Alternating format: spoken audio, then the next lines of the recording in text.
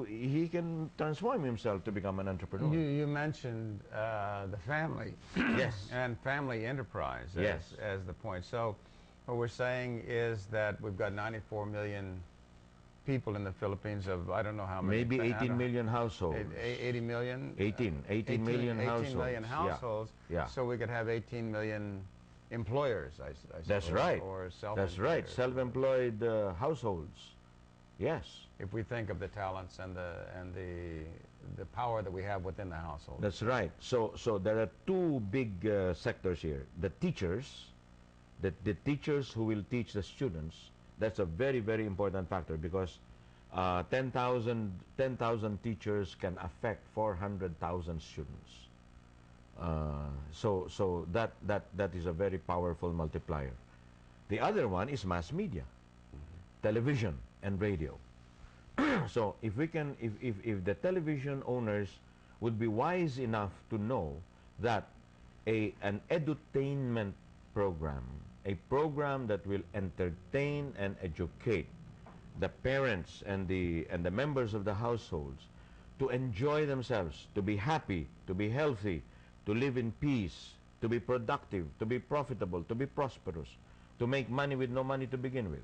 If that becomes the focus of that program, I promise you that will beat any of this mindless entertainment. This will get more audience than mindless entertainment, because after a while, the people in the households will say, why don't we listen to a program that entertains us and educates us at the same time? Why will we be laughing mindlessly and not make any money afterwards? So you're investing time and talent and energy, and so what? Empty laughter, shallow laughter, will not get us anywhere. We're killing time, but what good is that? So what we need are programs that will make the Filipino family productive, that will make the Filipino family prosperous and profitable. And the first television station that does that will become a hit in time. Okay. This is on the entertainment side of showing something on television. Yes. You and I, when we talked before, I think we agreed that, you know, we learn lots of things in school, but the most important thing we learn is how to read. Yes. How to write. How to read and write. How to read and write, and how to do basic arithmetic. Yes, I suppose yes. are the things that we Yes. all have to have, Yes. regardless of where we go in the world. Of course, if you're That's an right. engineer, you're going to have to be More stronger than that. in stronger maths. maths. Yeah. If you're a scientist, you're going to have to be more into the chemistry and all of the other things. But for everybody in the world, the basic things are that we really have to have are reading, writing, and some arithmetic, you know. And creative thinking. And creative thinking, of Creative course, thinking. okay? But the reading Yeah. can give us a lot of creative thinking. Yes. If we learn to read and we're encouraged to read, then we should And if we enjoy the it. act of learning. Learning. No? So what the problem with schooling today is that so much of it is brute memorization. It is forcing people to memorize. And I tell teachers when I give them seminars, why do you give exams with closed books? Books were invented so that they should be open.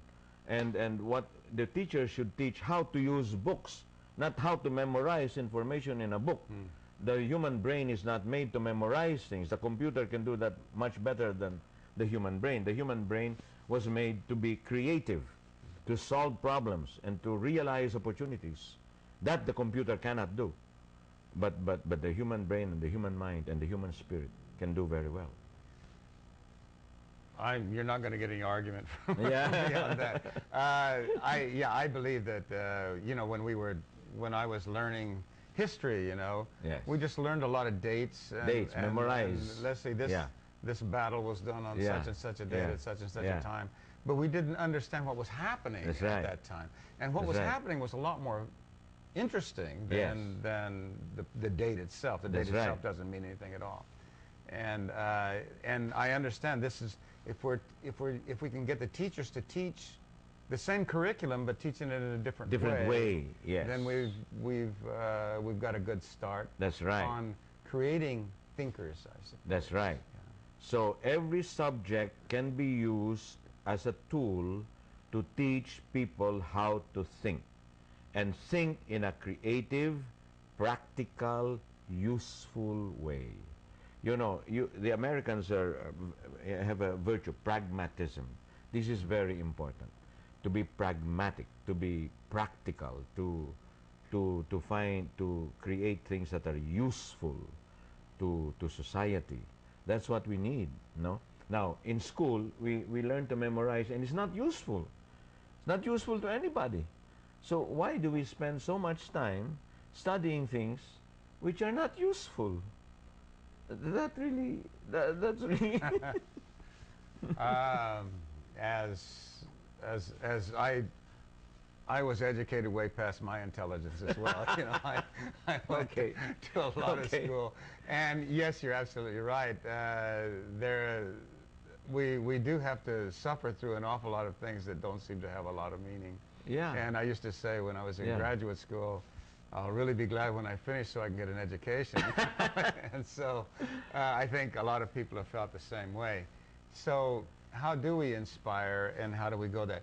Let's think here, just for, we've only got about 3 minutes left. Oh, really? Show. Okay. So let's think right now, how do we go out and say, mom and dad and family members, here's what you can do inside your own home to create your own enterprise to move the country toward being a first world We can't do that in 3 minutes. I think you have to invite me again. So okay, we'll focus on that. You mean it's more complicated? Well, it can't be done in 3 minutes. Okay, well, let's just do in 3 minutes. In 3 minutes, what we can do is the priorities of an action agenda. Okay, I have a proposal here that we can send to city mayors, provincial governors, or any group of any association of let's say private of school teachers and so on. I have a proposal that they can consider, and for a transfer of technology fee, we could teach them, and they can make more money and they can create more wealth, and we get paid out of that new wealth, that we help to create. Number 2 is an appeal to television owners and television management that a program of edutainment that will educate, entertain, inform, inspire, guide the households to become happy, healthy, productive, prosperous, and so on, is gonna be a market hit. It's got to be done right, of course. But I promise you, if they take me, it will become a market hit. If they take us, then it will become a market hit. And number 3, I want to make an appeal to the Secretary of Education, Brother Armin Luisto, because I think he is a right person to be Secretary of Education. I think he's looking for new ideas, and I would love to have a presentation for him to show that this kind of program can really transform 500,000 public school teachers if we use money in the right way, and then we can raise funds from the Bill and Melinda Gates Foundation, write a letter to Warren Buffett, write a letter to the United Nations to get us, or even USAID, to get the grants that will make this run, and as a transfer of technology, so that, hey, you want to help the Philippines become first world, here's your chance. Okay, and on that and one last thing, we have to appeal to President Noynoy Aquino, because if President Noynoy Aquino would take this as a plank in his platform, I assure you, President Noynoy Aquino has the moral standing and the sincerity and the integrity to be able to make this a reality. In other words, I feel that with this program, I worked on this for a very long time, but if President Noynoy Aquino would listen, just listen to this proposal and make this a permanent or a plank in his platform, we can certainly take a huge step forward.